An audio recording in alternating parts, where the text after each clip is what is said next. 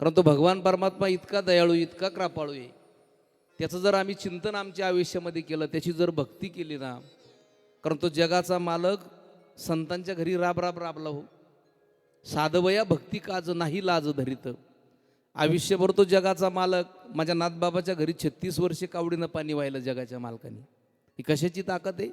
त्या भगवंताच्या नामस्मरणाची ताकद आहे, त्या चिंतनाची ताकद आहे. असा तो भगवान परमात्मा. देवाकडं मागत असताना धन दौलत पैसा अडका मागू नका.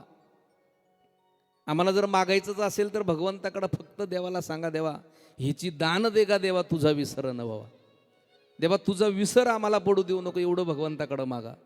दुसरं काही मागू नका.